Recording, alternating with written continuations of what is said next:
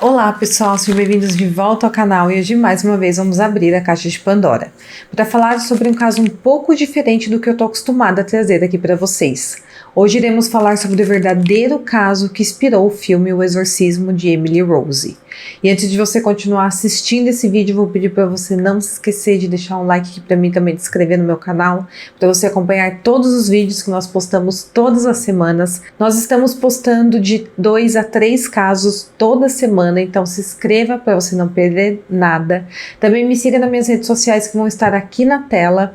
Além disso, eu queria dar um recadinho rápido para você que quer apoiar meu trabalho de uma outra forma. Você pode agora se tornar um membro aqui do canal, porque além de você apoiar meu trabalho, você também terá acesso a vários benefícios. Então clica no primeiro link na descrição aqui do vídeo e vire um membro.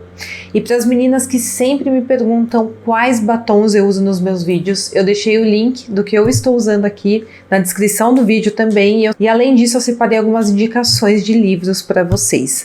Bom pessoal, então é isso. Fiquem comigo até o final do vídeo e bora pro caso de hoje.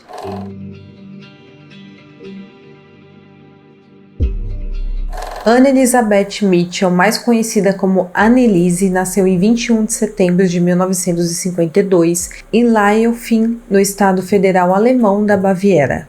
Mas ela foi criada com suas 3 irmãs no pequeno município de Klingenberg. Seus pais, Anna e Joseph Mitchell, eram muito religiosos e com isso eles deram às suas filhas uma educação profundamente católica. O pai dela trabalhava em uma serraria e antes de se casar ele tinha considerado o sacerdócio e chegou até a fazer o seminário para tornar-se um padre. Além disso, 3 de suas tias eram freiras, então ele vinha de uma família muito religiosa. Já sua mãe, 4 anos antes da Anneliese nascer, ela teve a sua primeira filha chamada Marta, porém antes de se casar. Na época, por causa disso, ela foi forçada a se casar usando um véu preto. E como penitência, a Anneliese foi obrigada a ser devota fiel, a fim de eliminar os pecados da sua mãe. Isso, obviamente, com o incentivo dos seus pais. Quando a sua irmã Marta acabou falecendo com 8 anos de idade durante uma operação para remover um tumor no rim, isso provavelmente só aumentou o desejo da Anneliese a fazer mais penitência pelos supostos pecados da sua mãe. Em 1952, a Alemanha estava se recuperando dos efeitos devastadores da Segunda Guerra Mundial, então o país estava dividido em 2 partes distintas, que era a República Federal da Alemanha, que era a Alemanha Ocidental, e a República Democrática Alemã, que era a Alemanha Oriental. A Baviera, como um estado da Alemanha Ocidental, desempenhou um papel importante nesse contexto pós-guerra. Na década de 1950, a Alemanha Ocidental estava passando por um período de reconstrução econômica e também reconstrução política. O país estava no epicentro da Guerra Fria, isso com a divisão entre o bloco ocidental e também o bloco oriental. O Muro de Berlim, que dividia a capital, foi erguido em 1961, mas as tensões já estavam presentes em 1952. E foi nesse contexto que a Anneliese nasceu e cresceu. Ela sempre foi considerada uma menina muito estudiosa, com boa educação e também muito religiosa. Ela ia sempre à missa com seus pais e com as suas irmãs.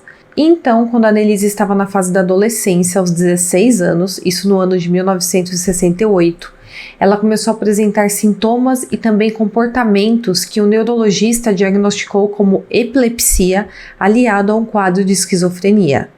À noite, o corpo dela se tornava muito rígido e ela sentia um peso enorme sobre o seu peito. Quando ela tinha esses sintomas, ela não conseguia falar. Aos 17 anos, ela sofreu sua primeira convulsão. E em 1969, ela teve o seu primeiro ataque epilético. Em um quadro clínico, ela foi diagnosticada com epilepsia grand-mal, que era um tipo de convulsão que envolve perda de consciência e contrações musculares violentas. Por causa disso, e sem saber o que fazer com a filha, tendo aqueles sintomas terríveis, os seus pais a internaram em um hospital psiquiátrico de Miltenberg, onde ela passou 1 ano em tratamento. Quando ela saiu desse hospital, ela se matriculou na Universidade de Wilsburg, onde começou a estudar pedagogia e teologia. Durante o período na universidade, ela entrou em uma depressão profunda.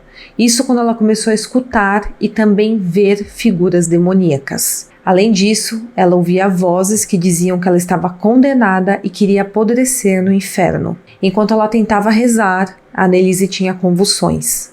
E é claro que tudo isso deixou a Annelise completamente assustada. Ela não sabia o que estava acontecendo com ela mesma. Então, novamente, ela procurou médicos para ajudar com o seu quadro, e eles receitaram para ela dessa vez psicotrópicos. O problema é que ela tomou todos esses medicamentos receitados e não surtiu nenhum efeito, ela não teve nenhuma melhora. Ela continuou tendo crises de convulsão e ouvindo vozes demoníacas. Então, mesmo depois do tratamento no hospital psiquiátrico, sua saúde não melhorou. Além disso, sua depressão começou a se aprofundar cada vez mais. E junto com isso, ela começou a ficar cada vez mais frustrada com a intervenção médica, que não melhorava a sua condição. A realidade é que talvez por falta de conhecimento da época, o tratamento médico não foi tão bem sucedido. E com isso, seu estado, incluindo a sua depressão, agravaram-se com o tempo. Durante os anos de 1970 até 1973, o estado da Annelise só piorou e foi ficando cada vez mais bizarro.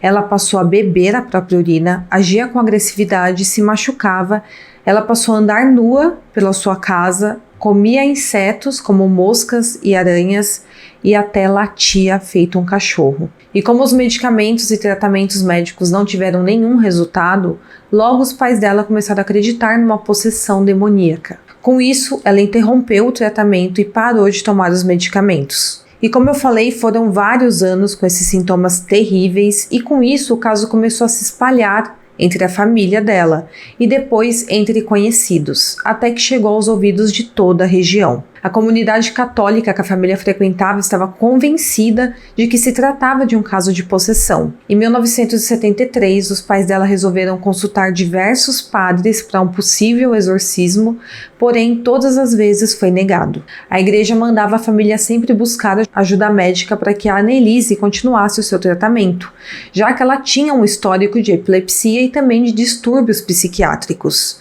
E aí, durante os meses seguintes, a Annelise e a família dela participaram de uma peregrinação na cidade de San Damiano, no norte da Itália, provavelmente acreditando que isso de alguma forma ajudaria a Annelise. Porém, durante a viagem, uma das freiras afirmou que percebeu que a Annelise não conseguia passar por um crucifixo e ela também se encolhia quando via as imagens católicas. Além disso, ela não conseguia entrar no santuário porque os pés queimavam, como se estivesse pegando fogo, e ela se recusava a tomar água benta. Com todos esses episódios, os pais da Annelise e até ela própria se convenceram mais ainda de que se tratava de uma possessão. E eles passaram a acreditar que era por isso que os tratamentos médicos não adiantavam em nada. Mais uma vez, eles decidiram contatar a Igreja Católica para uma sessão de exorcismo. Ao voltar para a Alemanha, eles consultaram vários sacerdotes pedindo esse exorcismo e todas as vezes os sacerdotes se recusaram. E eles recomendaram que eles continuassem com o tratamento médico. Eles informaram a família que para uma realização de um exorcismo era necessário a permissão de um bispo. Até que em uma cidade próxima eles conheceram o vigário Ernest Alt, que depois de ver a Annelise declarou que ela não parecia uma epilética e que ele não havia tendo convulsões. Ele acreditava que realmente ela estava sofrendo uma possessão demoníaca. Diante disso, ele pediu ao bispo para permitir o exorcismo. Em setembro de 1972, o bispo Joseph Stengel concedeu uma permissão ao padre Arnold Hens para exorcizar a Annelise. O bispo então encarregou 2 clérigos, o Arnold Hens na função de exorcista principal e o padre Ernest Alt como auxiliar. Então eles tiveram permissão para iniciarem o procedimento de exorcismo, com base no Rituale Romano, que é um livro litúrgico sancionado pela Igreja Católica Romana que contém todos os ritos formais administrados por um padre para exorcismos, mas ele ordenou que fosse tudo feito em total sigilo. E então a primeira sessão aconteceu em 24 de setembro de 1975. E esse foi o princípio do fim para a vida da Annelise. Durante 10 meses, a Annelise foi submetida a 67 sessões de exorcismo, 1 ou 2 vezes por semana, Alguma delas tinha duração de até 4 horas sem interrupção. As sessões aconteciam na casa da família em Klingenberg no início da noite, para que os conhecidos que trabalhavam durante o dia pudessem assistir a essas sessões. Durante os rituais religiosos, a Anneliese foi orientada pelos padres a voltar a usar os seus medicamentos para tentar estabilizar a situação dela, e todas essas sessões foram documentadas em 40 fitas de áudio. E é possível ouvir a Anneliese jogar objetos contra a parede, latir como um cachorro, defecar no chão e rir de forma estridente. Então, são gravações extremamente perturbadoras. Em um dos episódios mais bizarros, ela apresentou uma voz masculina e confessou que estava possuída por 6 demônios, que era Lúcifer, Caim, Judas, Nero, Hitler e Padre Flittmann. Esse era um padre alemão do século XVI da paróquia de Etleman, na Baviera, e segundo fontes, ele era alcoólatra, mulherengo, com temperamento violento, e que chegou a tirar a vida de pessoas dentro da sua igreja. E todas essas sessões foram extremamente violentas e fizeram com que a Anneliese sofresse demais.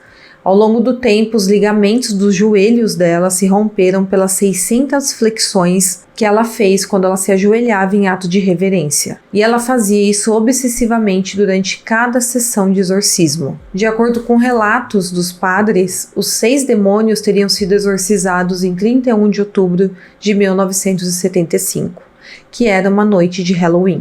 Mas na realidade, as sessões não surtiam efeito para ela. E ela ficava cada vez mais irritada e agressiva. Novamente, ela foi aconselhada a parar com o tratamento médico e ela ficou sem comer e beber líquidos, acreditando que isso deixaria os demônios sem força. Em uma das noites, a Anneliese relatou que sonhou com a Virgem Maria, que teria dado a opção dela ser libertada do sofrimento ou continuar naquela situação, para que todos soubessem que o mundo espiritual e as ações demoníacas realmente existem. Ela disse que ela tinha decidido ser libertada de todo esse sofrimento naquele sonho. A condição da Anneliese piorou na Sexta-feira Santa de 1976, de acordo com o relato dos seus pais, e em 30 de junho no mesmo ano, extremamente magra, a Anneliese recebeu a absolvição do padre Hens. No dia seguinte, 1º de julho de 1976, ela acabou vindo a óbito enquanto dormia. Os médicos não conseguiram determinar uma causa natural de imediato, porém uma autópsia foi realizada e determinou que a causa da morte era desnutrição e desidratação de quase 1 ano de semi-inanição, que é o estágio de total ausência de consumo alimentar causados principalmente pelas sessões de exorcismo, em que a Anneliese ficava sem comer ou beber água.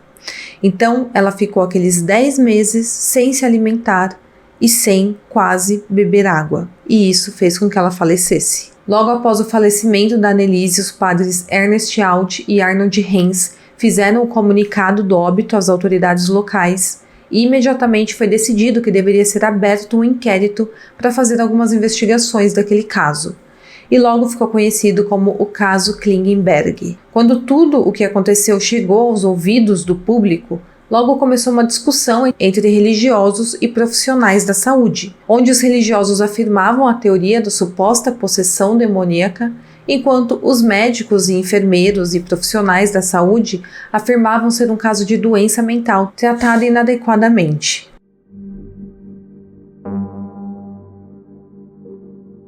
Em 30 de março de 1978, se iniciou o julgamento, que atraiu muita atenção e interesse da opinião pública no país. Os promotores públicos responsabilizaram os padres, o Arnold e o Ernest, e também os pais da Anneliese, a Ana e o Joseph, de crime culposo causado por negligência médica. Perante o tribunal, os médicos afirmaram que ela nunca esteve possuída, que era tudo uma questão médica, uma questão de saúde.